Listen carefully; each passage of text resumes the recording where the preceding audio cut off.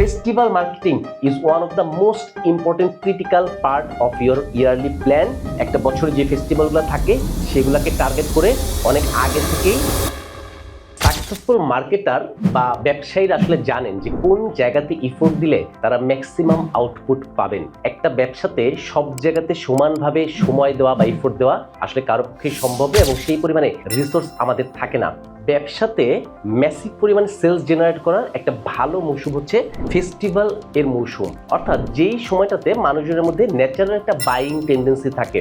আপনি চিন্তা করেন বাংলাদেশের আমরা যদি ঈদের কথা ধরি বা বাইরের কান্ট্রির আমরা যদি বড়দিনের কথা ধরি অথবা আমাদের পার্শ্ববর্তী দেশে যদি পূজার কথা ধরি, এছাড়াও বিভিন্ন ধরনের ফেস্টিভ্যাল লাইক পহেলা বৈশাখ হতে পারে, চাইনিজ নিউ ইয়ার হতে পারে।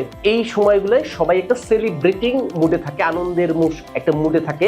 তারা বোনাস পায়, তাদের ইনকাম বেশি থাকে, তারা চায় এই সময়টায় পরিবার এবং বন্ধু বান্ধবকে নিয়ে সেলিব্রেট করবে। সো ন্যাচারালি এই সেলিব্রেট করার একটা পার্ট হিসেবে তারা বিভিন্ন জায়গাতে ঘুরতে যায়, সেখানে মানি স্পেন্ড করে, তারা কাপড় চোপড় কেনে, তারা গ্যাজেট কেনে। এই জিনিসগুলোর মাধ্যমে তারা তাদের যে পরিশ্রমটা এটাকে রিলিজ করতে চায় এবং তারা সেলিব্রেট করতে চায়, আনন্দ করতে চায়। দ্যাটস ওয়াই যারা আসলে একটা বড় ব্যবসা দাঁড় করাচ্ছেন বা যারা মার্কেটার, তাদের জন্য এই ফেস্টিভ্যালগুলোকে আলাদাভাবে কনসিডার করতে হবে। অর্থাৎ একটা বছরে কতগুলো উৎসব রয়েছে, সেটা কোনো ধর্মীয় উৎসব হতে পারে যেমন পূজা অথবা বড়দিন অথবা ঈদ হতে পারে, অথবা সেটা কোনো বৈশাখের মতো কোনো কালচারাল অথবা ন্যাশনাল কোনো ফেস্টিভ্যাল হতে পারে, উইন্টার সিজন হতে পারে। এই উৎসবগুলোকে পুরো বছরের ক্যালেন্ডারে প্ল্যানিং করে ব্যবসাকে ফোকাস করলে আসলে সেলস আসে। আমাদের দেশে আমরা অনেক সময় মনে করি যে ব্যবসা মানেই শুধুমাত্র ফেসবুকে অ্যাডে বুস্টিং করা অথবা কিছু ভাইরাল টেকনিক অ্যাপ্লাই করা, but this is not business. Business is a long term game. আপনাকে ব্যবসা করতে হলে অ্যাকচুয়ালি বুঝতে হবে যে কোন জায়গাটাতে আমার অনেক বেশি সেলস আসবে, আবার কখন একটু কম থাকবে, কোন সিজনে মন্দা যাবে, কোন সিজনে বেশি সেলস আসবে। আজকে এই ভিডিওতে আমরা ফেস্টিভ্যাল মার্কেটিং এর 5টা পিলার ডিসকাস করব, কারণ দিস ইজ দ্য সিজন যেখানে বাংলাদেশের ফ্যাশন ইন্ডাস্ট্রি বা লাইফস্টাইল ইন্ডাস্ট্রির 50% অ্যানুয়াল সেলস আসে শুধুমাত্র ঈদ থেকে। অর্থাৎ ব্যবসায়ীরা ফেস্টিভ্যালে ম্যাসিভ পরিমাণে ক্যাম্পেইন চালিয়ে মানি জেনারেট করে সেখান থেকে তারা প্রফিট করে এবং বছরের বাকি সময়টা তারা সেটা দিয়ে চলে এবং বছরের বাকি সময় অ্যাজ ইউজুয়াল তাদের ব্যবসা রানিং থাকে। বাট আমাদের দেশে আমরা আসলে জানি না যে কিভাবে করে একটা ফেস্টিভ্যালকে ক্যাপিটালাইজ করতে হয়, আপনার ব্র্যান্ডকে স্পটলাইটে আনতে হয়, কিভাবে করে ম্যাক্সিমাম রেভিনিউ জেনারেট করতে হয়। এই ভিডিওটা আপনাকে সেই গাইডলাইনটা দেবে। আজকের পর থেকে যখনই কোনো উৎসব আসবে আপনি আগে থেকে প্রিপেয়ার থেকে আপনার ব্যবসাতে সেখান থেকে ম্যাক্সিমাম লিভারেজ দেওয়ার চেষ্টা করতে পারবেন। চলেন আমরা শুরু করি ফেস্টিভ্যাল মার্কেটিং এর 5টি পিলার। প্রথম পিলার, যে 5টি পিলার বা ধাপের উপরে একটা মার্কেটিং ক্যাম্পেইন আপনি তৈরি করবেন, যেটার মাধ্যমে একটা অল্প টাইমের মধ্যে, একটা লিমিটেড টাইম ফ্রেমের মধ্যে আপনি অনেক বড় একটা সেলস নিয়ে আসবেন নর্মাল সময় থেকে বেশি। প্রথম পিলারটা হচ্ছে বিগ আইডিয়া। বিগ আইডিয়া অর্থাৎ আপনি যখন ফেস্টিভ্যাল মার্কেটিং এর একটা ক্যাম্পেইন তৈরি করবেন, মনে করেন যে সামনে ঈদ রয়েছে অথবা নতুন বছর রয়েছে বা উইন্টার রয়েছে, এরকম কোন একটা ফেস্টিভ্যাল আপনার প্রোডাক্টের জন্য, আপনার ব্র্যান্ডের জন্য ভেরি মাচ রেলিভেন্ট। তখন আপনি কি করবেন, একটা বিগ আইডিয়া নিয়ে আসবেন। What is the big idea? মনে করেন 2002 সালে বা 3-4 সালের দিকে যখন গ্রামীণ ফোন তাদের একটা ক্যাম্পেইন করেছিল, চঞ্চল চৌধুরীকে মা নিয়ে একটা ক্যাম্পেইন তারা করেছিল। ক্লান্তি ভুলে স্নেহ ভরা কোলে তবু মা গো বলো কবে শীতল হয়। আপনি রিসেন্টলি যদি দেখেন যে যখনই আপনার ঈদ আসে তখন স্বপ্ন যাবে বাড়ি আমার, এই ধরনের ক্যাম্পেইনগুলা। অথবা আপনি বিগ আইডিয়া বলতে পারেন যে বাংলালিংক যেমন তাদের বিগ আইডিয়া ছিল যেমন মাছ ধরা, তাই না? এই যে কিছু একটা কনসেপ্ট যেটাকে কেন্দ্র করে পুরো ক্যাম্পেইনটাকে সাজানো হয়, এটাকে আমরা বিগ আইডিয়া বলে থাকি। আপনাকে এর জন্য অনেক বড় ব্র্যান্ড হতে হবে ব্যাপারটা কিন্তু তা না। আপনার ব্র্যান্ডের জন্য কোনো একটা আইডিয়া, কোনো একটা ট্যাগলাইন, কোনো একটা গল্প, এইটাকে ওই ফেস্টিভ্যালের সাথে কানেক্ট করে সেন্টারে রেখে তারপরে আপনি হচ্ছে আপনার পুরো ক্যাম্পেইনটাকে সাজাবেন। অগিলভি বলেছিলেন যদি আপনার কোনো বিগ আইডিয়া না থাকে, এটা হচ্ছে আপনার পাশ দিয়ে যদি রাতের অন্ধকারে বড় একটা জাহাজ চলে যায় তাহলেও কেউ টের পাবে না। ব্যাপারটা অনেকটা এরকম। সো অবশ্যই বিগ আইডিয়া, এটাকে আমরা অ্যাঙ্কর বলে থাকি, অর্থাৎ নোঙর। সো এইটা হচ্ছে আপনার ক্যাম্পেইনের প্রথম পিলার। নেক্সট পিলার আপনার জন্য হচ্ছে কালেকশন। আপনি এই ফেস্টিভ্যালকে কেন্দ্র করে নতুন নতুন প্রোডাক্টের কালেকশন করার চেষ্টা করবেন। আপনি যদি দেখেন বাংলাদেশের ফ্যাশন ইন্ডাস্ট্রিতে রয়েছে যারা, এই ব্র্যান্ডগুলো কিন্তু ঈদের কয়েক মাস আগে থেকেই কাপড় চোপড় কালেকশন করা শুরু করে। তারা তাদের ভেন্ডরের কাছে যায়, নতুন প্রোডাক্টের ডিজাইন করে, সেগুলোকে স্টক করে এবং সেগুলোকে তারা আগে থেকে ছাড়ে না।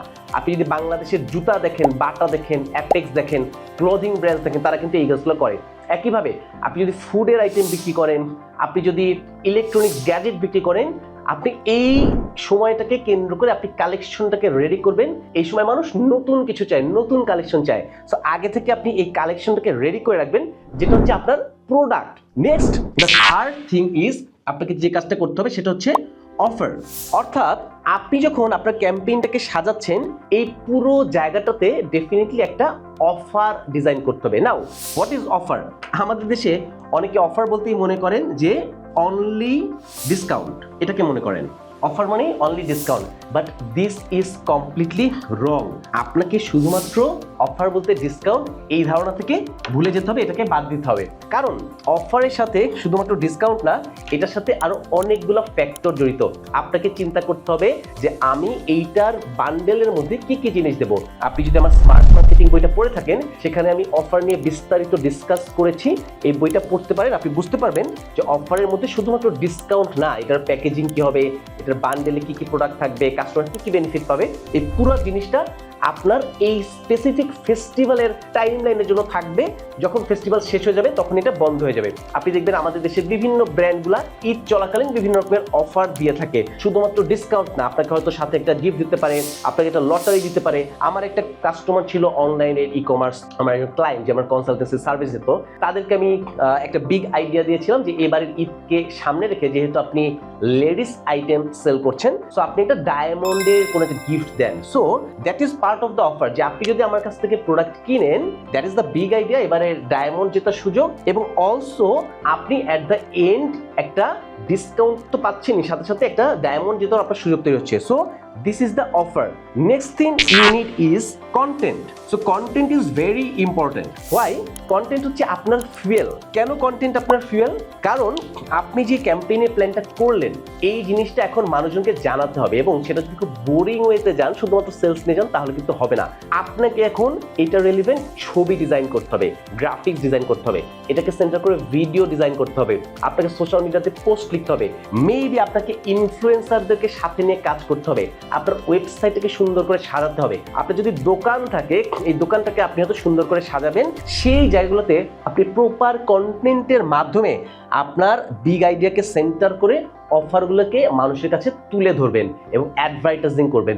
যখন এই জিনিসগুলো করবেন, তখনই আসলে মানুষজন আপনার প্রোডাক্ট সম্পর্কে, আপনার কালেকশন সম্পর্কে জানতে পারবে, এবং এই ফেস্টিভ্যালে তারা অন্য ব্র্যান্ডকে চুজ না করে আপনার ব্র্যান্ডকে চুজ করবে।